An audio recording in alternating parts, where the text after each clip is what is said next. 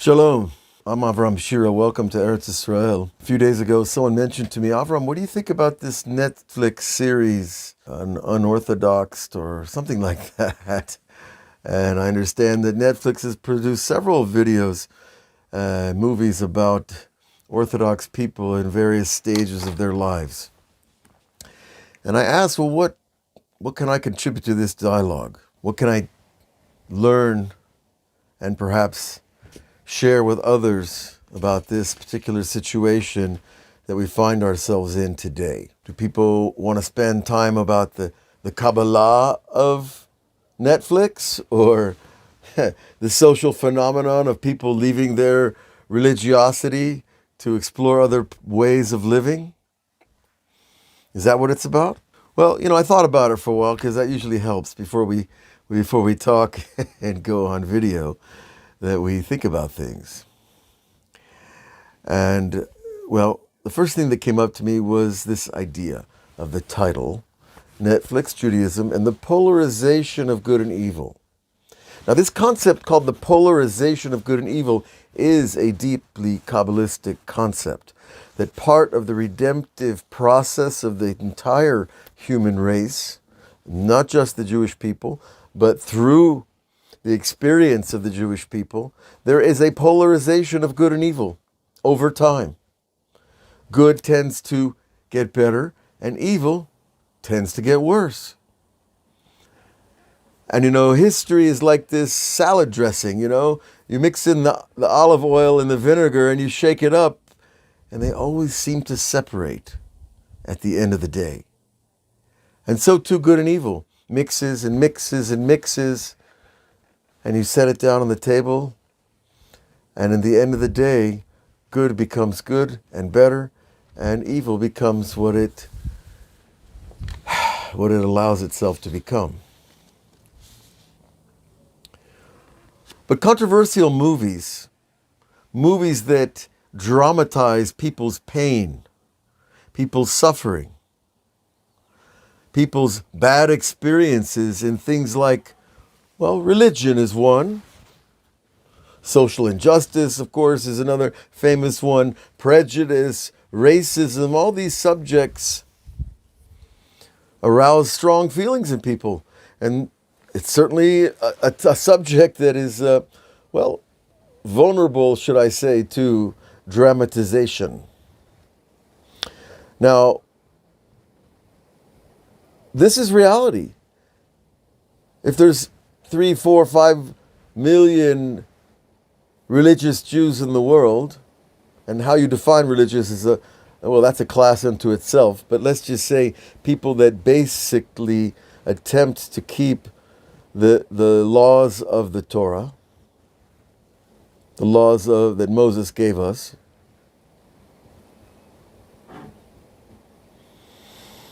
A percentage of those millions are going to have a bad experience. Things are going to go wrong either in their education, in their family development, in their later education, in their marriages, in child rearing, just like every other human being. And I'm sure that's not a surprise to anybody. The issue is when I want to turn my pain, my bad experience, into a vehicle for millions of other people to see. Then I'm taking a much bigger responsibility than simply telling my pain to my therapist or to my rabbi or even just to my wife. I'm taking huge responsibility when I, as it's used to be called, air out the laundry in public. Which, it used to be rather common. maybe in some cities it still is today. But when we air out our laundry, we take our pain public, well, guess what? Our pain's going to hurt other people, whether we calculate that or not. And if I turn my pain into a movie for profit, for fame, or to chasten others, or to warn others about the dangers of something, like the Orthodox practice of Judaism, that's going out to another level. That's a position that is more difficult to defend because there are millions of people who keep the Torah, and being one of them, I can tell you that most religious people that I know are very, very happy to be able to keep the Torah.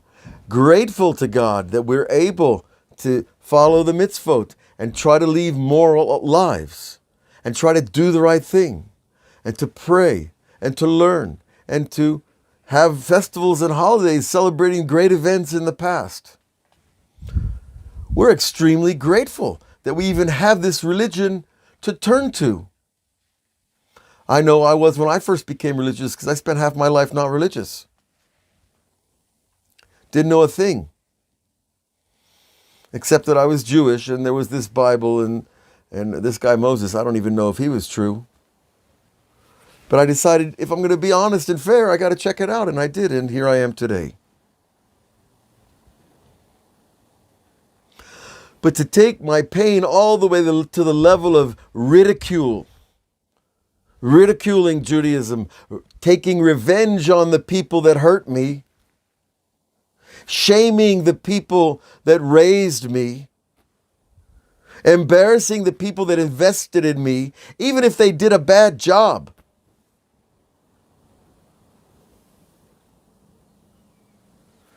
Am I going to turn it into a movie just because I have a lot of money and a few good contacts?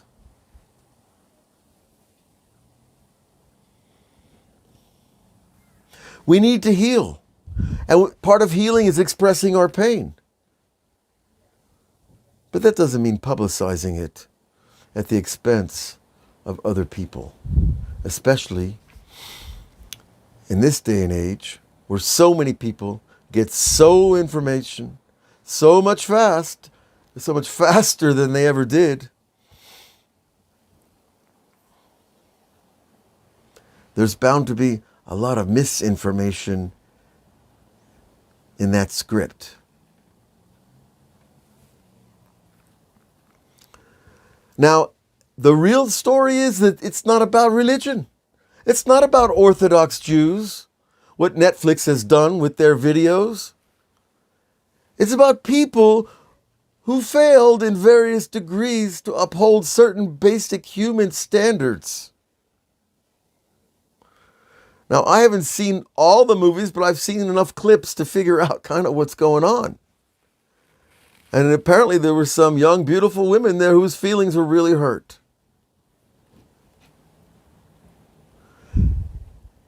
And the practice of modesty was exaggerated and unexplained and probably forced. And there was probably a lot of acrimony and guilt along with it. But that's about people. That's not about a religion.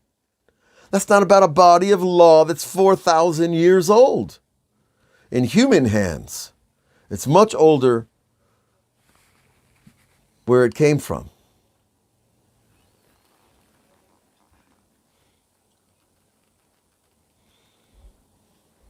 And instead of using religion as a tool as it is meant to be, to heal, to grow, to direct, to expand consciousness, to improve human behavior between each other and amongst ourselves, the religion becomes a scapegoat of our pain.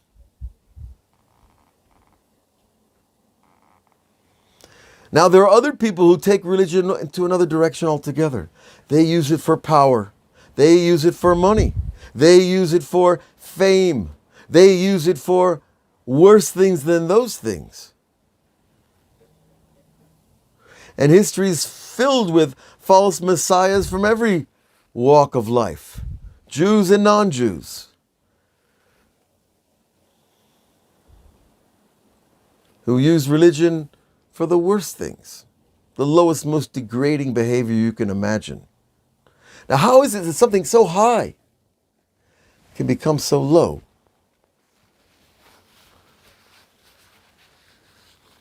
Now, the answer to that question I'm going to be answering tonight on the Lighthouse Torah Project. It's 6 p.m. Eastern Time. If you'd like to see that video, you can catch it on their archives if you can't make it tonight. Because there is a paradigm in Kabbalah about the parallel structure between good and evil. But for our purposes today, understand the polarization of good and evil is exactly what we're talking about here. And I'll explain, you'll see as we go. So does the failure of an individual or a family or a father who's not nice enough to his daughter, does that justify international mockery of a 4,000-year-old religion?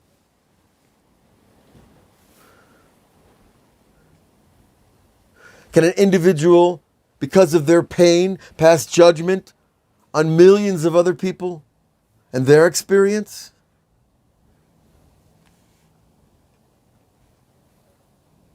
This in Torah language is called Lashon Hara.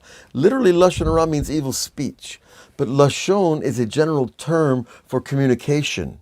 It's really evil communication. Now, evil communication can be true or not true. It doesn't matter. It still qualifies as evil because it causes evil in the hearts of other people. And that's what Netflix is doing.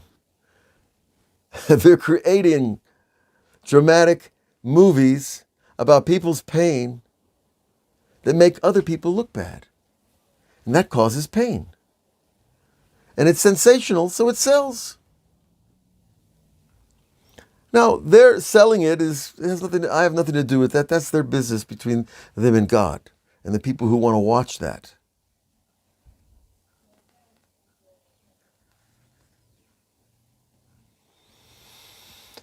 And to take it out to so many millions of people who have no idea what Judaism is. They have no idea what Kabbalah and Chassidut and all the interpretations of thousands of rabbis for thousands of years have put together to explain to us why we tie our shoes a certain way or why we wash our hands a certain way. If you understood the Kabbalah of these things, you wouldn't make fun of them, believe me.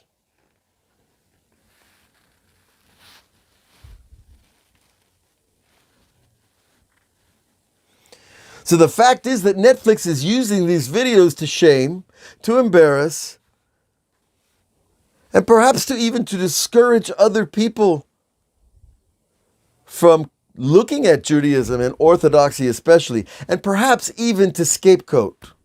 Perhaps even there's a bigger agenda at foot here.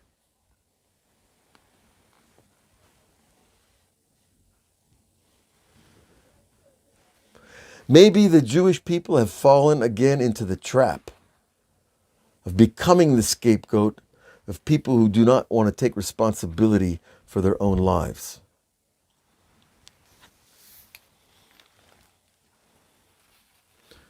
That certainly is more than just another class. That's probably a couple of volumes in a book. That general subject of why the Jewish people are constantly scapegoated over thousands of years. I'm not going to try to attempt to answer that question now. There are answers. They're difficult. They're not easy to hear. But here today we want to understand the positive side of what's going on. And it's called the polarization of good and evil. Because when good and evil split, it's a sign of redemption. It's a sign of freedom. It's a sign of a good people leaving a bad people and going out in the desert and rather living in the desert than living in the slavery of Pharaoh, whoever your Pharaoh is.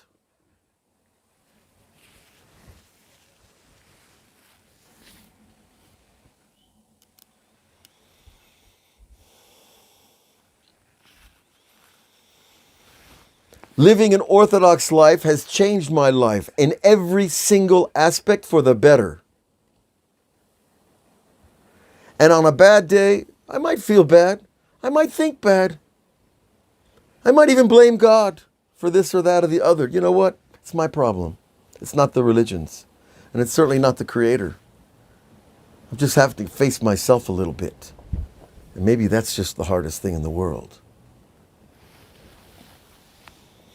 But when you look at society today, you look at what's happening in the world, is it any wonder that people might start to look for something else, something old that's really new, something that's moral without arrogance? Now, if you look over the centuries at the ebb and flow of societies, beginning in the Bible, there have always been moral highs and lows. There's always been great people and not such great people. There have been generations that have been cursed to the bottom of hell, and there have been generations that have transformed humanity.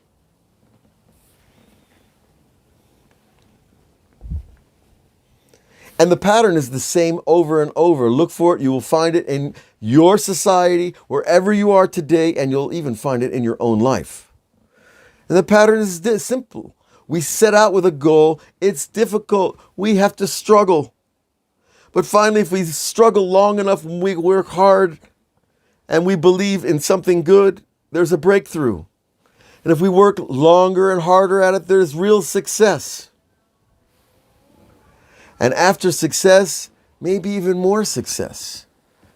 But oftentimes, maybe most of the time, that success leads to indulgence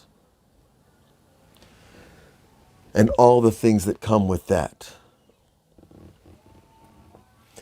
And indulgence, well, it takes us, straight back where we were, into self-destruction and moral turpitude.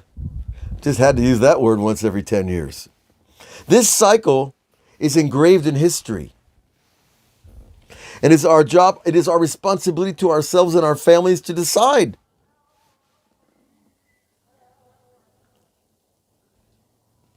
Where we want to get off this roller coaster. Before it starts, before I get to the top, or after we already are in the midst of a rapid descent that leads to total destruction.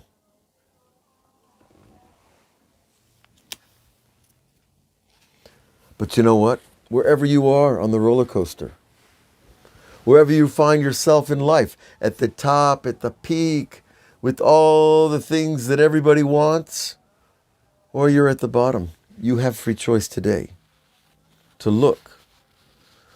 Do you want to listen to other people's pain and judge millions of people because of it? The people of God, the people that were given the book, the people whose history has been engraved in the minds of billions of people for centuries?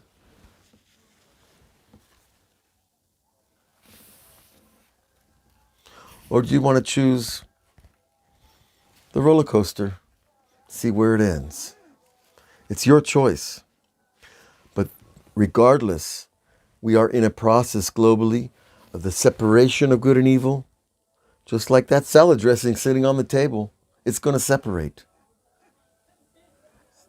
And you get to choose what side you're on. And I hope you make the right choice. The choice that will never let you down. The choice to follow the higher moral authority.